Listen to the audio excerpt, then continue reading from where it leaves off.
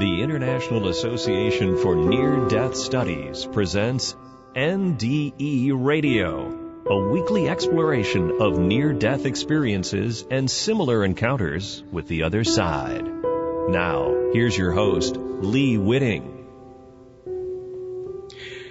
Is vibration the common touchstone between this world and the next? Is the higher, more spiritual aspect of the other side simply a higher vibration than the material world can manifest? And can music be a bridge to that higher vibration? Welcome to NDE Radio, brought to you by the International Association for Near-Death Studies. I'm your host, Lee Whitting. Today we are continuing our conversation with Judith White, who was on our last show as well. Judith survived death 3 times during her life. The first time was at age 4. The second time at age 5, and the third time at age 35. Each time she experienced beauty beyond telling. She heard amazing music in the other realm. And after her second other realm experience, she began music lessons, hoping to maintain the peace and inner beauty she had felt. If you haven't heard our first show yet with Judith, I would suggest listening to that program, which is archived at our website. In it, Judith describes in detail her 3 near-death experiences. Judith, welcome back once again to NDE Radio. Thank you. Good morning. Good morning. I haven't really explained to the audience that we lost a show in between the first one and this one, so this is to make up for that.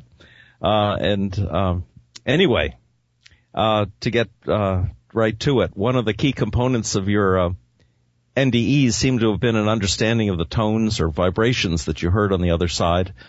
And I wanted to talk a little about Plato's Republic, in which the soldier who had an NDE, describes the tones that he heard. He talks about 8 columns of light, which was like the octave, on top of which stands what they called a siren, but which I would call an angel. And each angel was sounding a tone which harmonized with all the other tones, making one continuous beautiful noise. And since you were particularly impressed with the music that you heard over there, I was wondering if that struck a familiar chord, so to speak. Well, I'd have to say that everything was vibrating, or vibration can make a tone, and the landscape, the beings, everything that one could perceive was actually kind of vibrating together in this harmony of love, which in this realm we interpret as a type of music. And the closest that I've heard on Earth in comparison with that was you can Google it on the internet, the virtual choir, where this gentleman has taken voices on the computer from all over the world and combined them into these incredible sounds. And not the contemporary, he's done some later ones that are more contemporary, but the ones that I'm referring to are some of the earlier ones that are very harmonic, kind of like Gregorian chants. Only there's different tones, different octaves on the same note, singing. So it's incredible. But in the other realm, it was like that's what held everything together. It was a harmony or love, something way beyond what we call love here, that kind of held it all together, if that makes any sense. Mm. So you related, when you came back, when you returned from that, I guess it was the second experience, you related the vibration of love to the vibration of music. Was that why you took up music? Well, I took up music because I was in a rather dysfunctional family, and I had been taught from the second experience that all of life and all creation is a matter of frequencies, and that the one way that I found when I came back to Earth at the age of 5 was that by taking a keyboard instrument, we had an organ in our home, so the organ represented each note, whatever place it was on the scale, whether it was a high frequency or low frequency or sound, you could say, they were all equal, of equal value.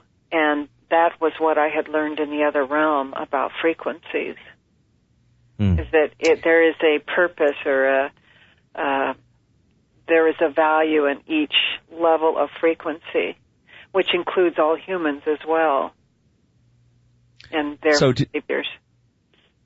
Do you think of us as being vibrations? I mean, are people vibrations as well? Yeah. Everything is. Yeah, I mean, our material form is, yes, of course. And you have said that one of the abilities that you find you have now from your NDEs was seeing colors around people, or a color coming from people.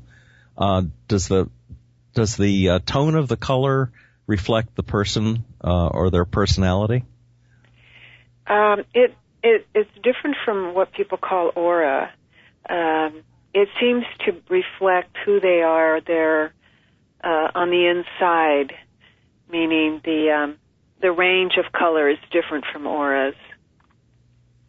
And it goes from a absolute no color to white to tan, and then all the degrees of getting darker from white all the way down to black, but there's no apparent color in there, so it would just get darker and darker.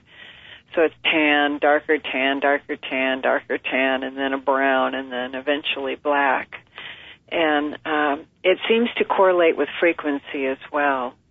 It also may correlate with,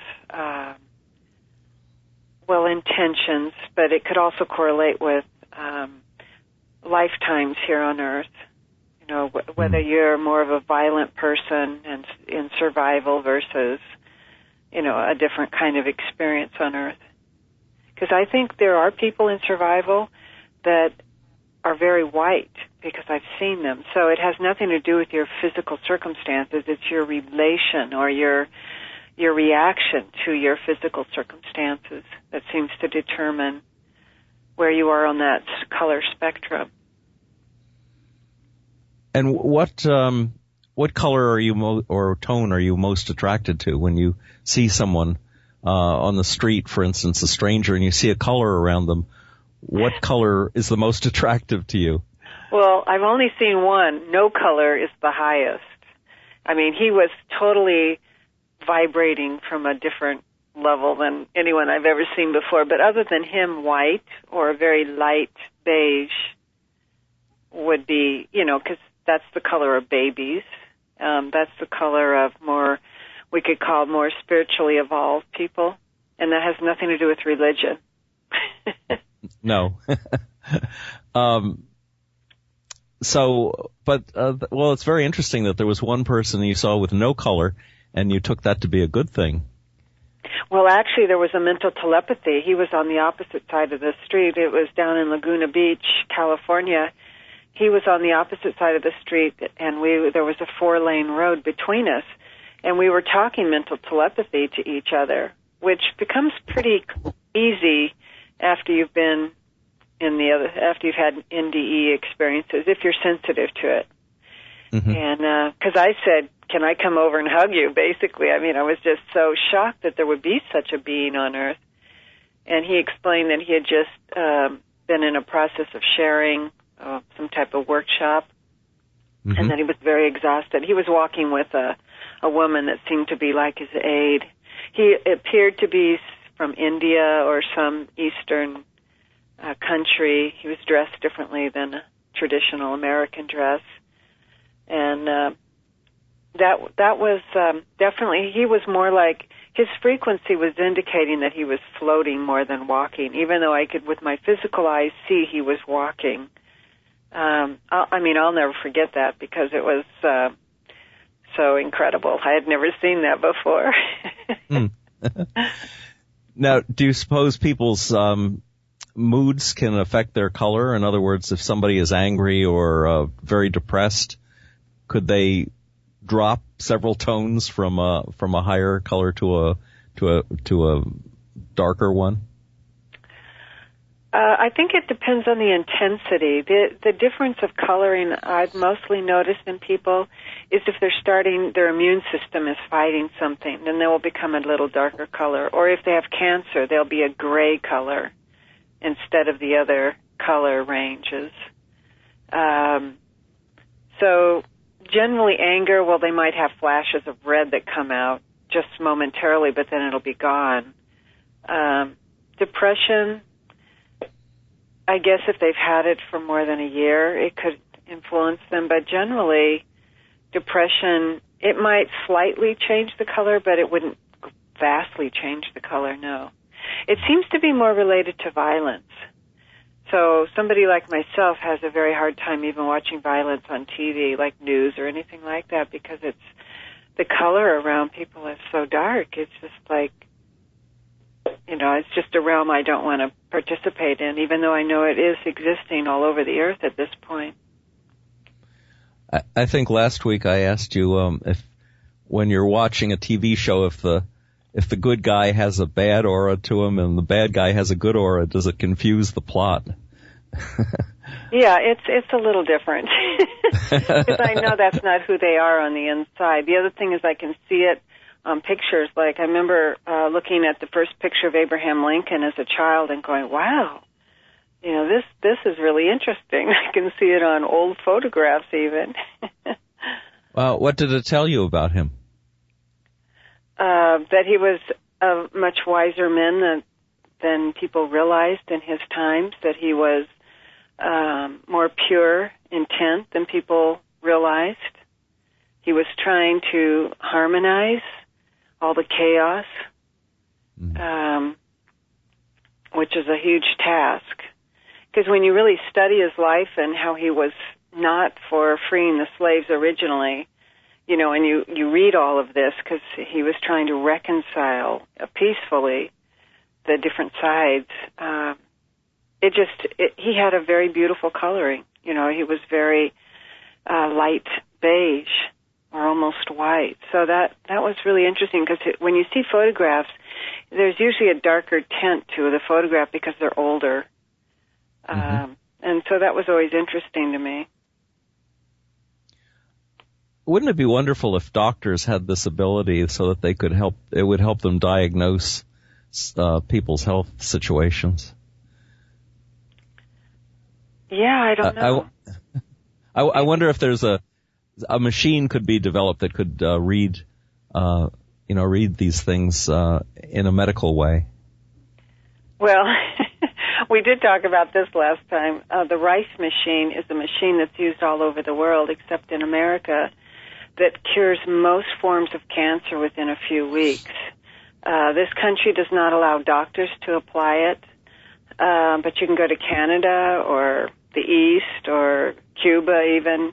All these locations, I think Mexico also has it. All the doctors in these various other countries can use the Rife machine. You can buy it in this country. Of course, you have to buy it from two different sources, two different components from two different sources. But this machine, RIFE is the name of it, and what it does is it's just a frequency machine, so you really don't feel anything unless you turn the frequency up too high, but there's a manual with it. You definitely can kill yourself if you don't follow the directions. So you have to, unfortunately in this country, we can do it to ourselves, but doctors can't who have the training. But anyway, the frequencies go into your system, and they cause the cancer to bounce off of each other and then just totally wash out of the system. Now, stage 4 pancreatic cancer, I don't know. If you're at stage 4, well, actually, my husband has cured himself 3 times of cancer. It keeps coming back.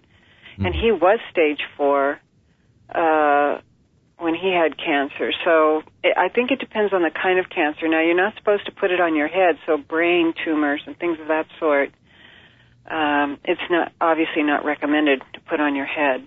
So that's a whole different ball game, but perhaps doctors in other countries have figured that one out. But he's helped other people save lives, so that's really good. It's such a shame that the Western medicine is so condemning of alternative therapies like this.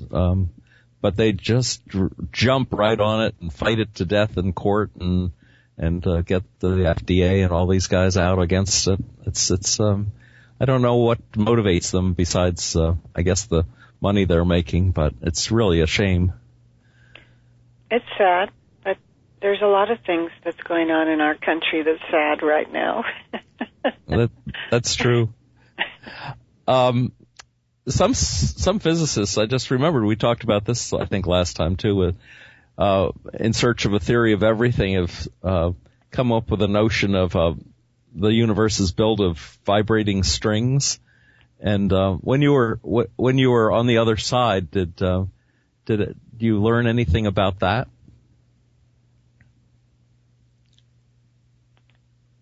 I can't consciously remember anything about it. The only thing I can relate to it is that web of vibration, melodic vibration, I guess is one way that I experienced in the other realm. That's all I can say about it. And I don't think we talked about it on the air, but there was a fellow who came to one of the IONS conventions a few years back who, when he had his near-death experience, he'd not had any musical ability or musical training, but he was told that when he came back he was going to play the harp beautifully, and within a couple of days he was playing the harp beautifully. Now, you said that you've had to work very hard to develop your musical career. There was no promise that they were going to give you a gift. You were somehow expected to develop this on your own, I guess.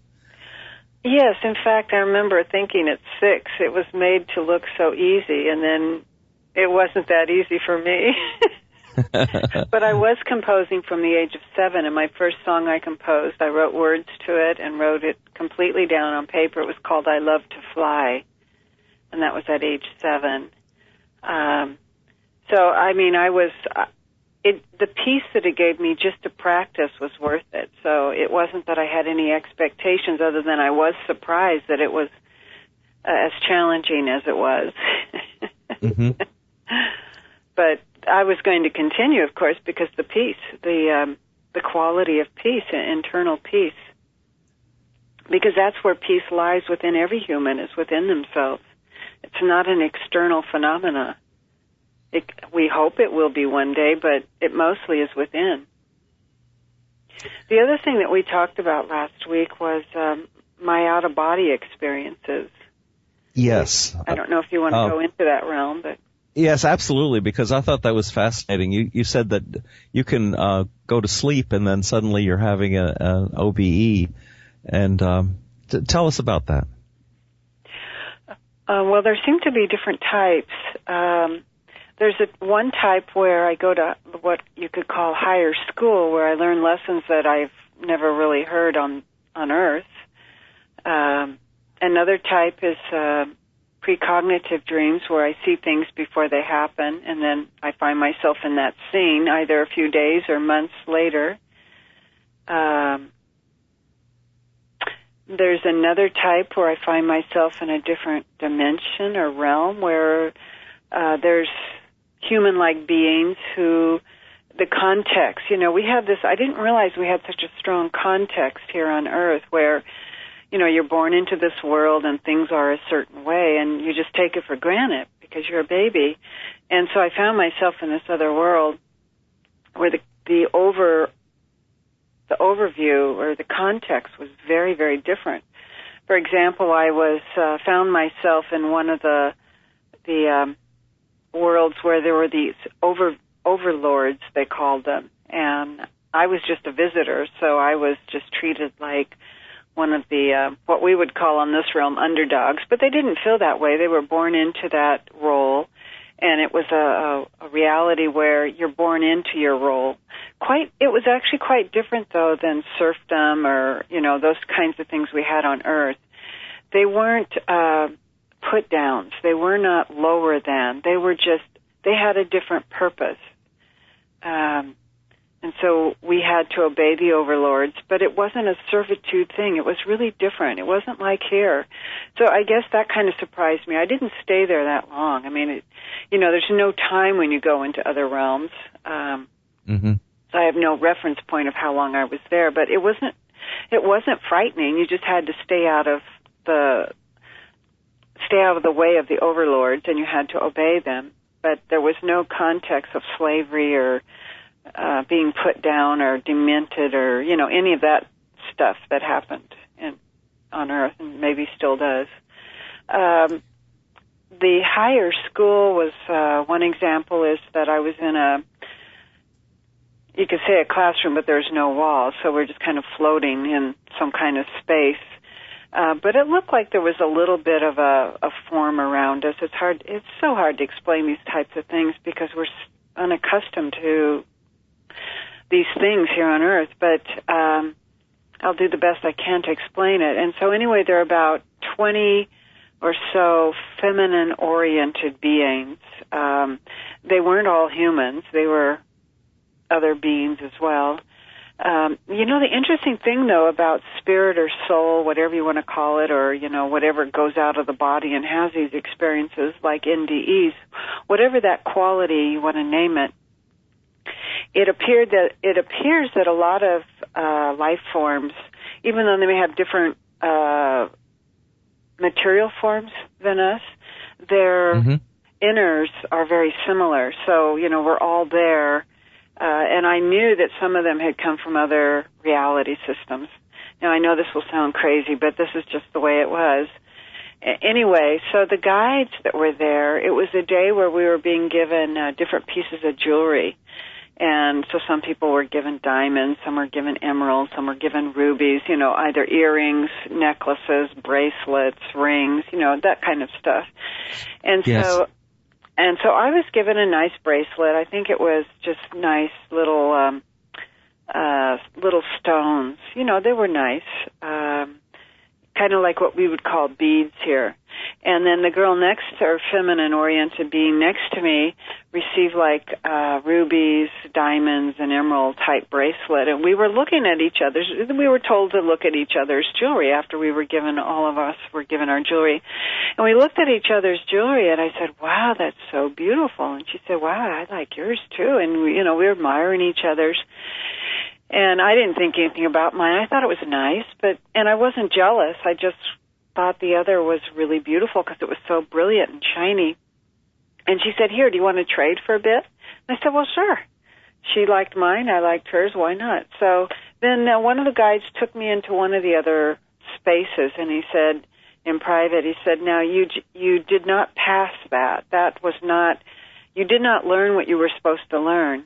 What you were supposed to learn in that situation was to not accept that bracelet because she's a person that usually gives beauty away to others, and we want her to have that. And you were to recognize that, and you didn't recognize that by accepting her bracelet, even if for a short period of time." So that was interesting. I mean, I had never been taught that you have to be aware of other people's needs and lives and not think about what they're offering you. You have to look at what they need, not what they offer you. So, that was really interesting. I'll never forget that one. The precognitive dreams, all this is random. I can't consciously control any of this. It just sort of happens. One night I had a dream of being at a certain corner in a certain town, and I stop at a stop sign. It's kind of a 5-way stop sign location, 5-way intersection, and it's a country road basically. And I start out in the intersection, and a guy from one of the other directions doesn't see the stop sign, and he plows into me and kills me. And I remember in the dream thinking, "Well, I'm fine dying. That's fine. I forgive him. It's not a big deal," and off I go. And those kind of dreams don't make me wake up. I just look at it and move on, just kind of not a big deal. So sure enough, I think it was 2 days or 3 days later, I'm in that town, in that intersection, and I'm in that stop sign, and I start out and I see that this guy's coming forward, and he hasn't stopped at the stop sign, and there I am in the dream. So I honk my horn, and he stops just before hitting me. Things like that happen.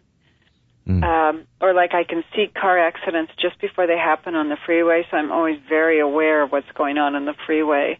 And I can put my flashers on and stop people before anyone gets grossly hurt. So yes, I think you talked about saving a motorcycle rider that way. Yeah, did you want me to talk about that one? Did we talk about that last week? Yes, we did. Yeah, why not? Sure, tell them about that. It's very interesting. Yeah, that one was, I had the dream on a Saturday night. Well, it seemed like a dream. I woke up at around 3 a.m, and this dream, I woke up, and I suddenly jumped out of bed, said, he does not have to die. He does not have to die. He's not going to die. I was adamant. Now, that's not normal for me, that I would get up and start screaming this out and jumping around. This guy's not going to die. Sure enough, the very next day, though, I'm in that scene. I'm driving on that freeway, and the dream was about driving on a freeway, and there's 3 motorcyclists on the freeway, and one of the bikes just totally stops in the middle of the freeway. Well, of course, it was a busy freeway, and so the guy on the motorcycle is hit and killed instantly. And I'm watching, and then I pass them when they're all still fine, and then I look in my rear view mirror and I watch this guy fly off his motorcycle, and I watch the cars run, just the chaos that ensues. And so, I thought, well, wow. So I got up and, did my thing that middle of the night.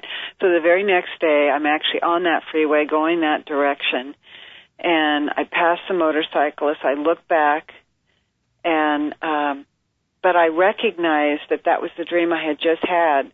So when I passed them, I put my flashers on, and the guy's motorcycle stops, and he's able to pull off the freeway, and nobody's hurt.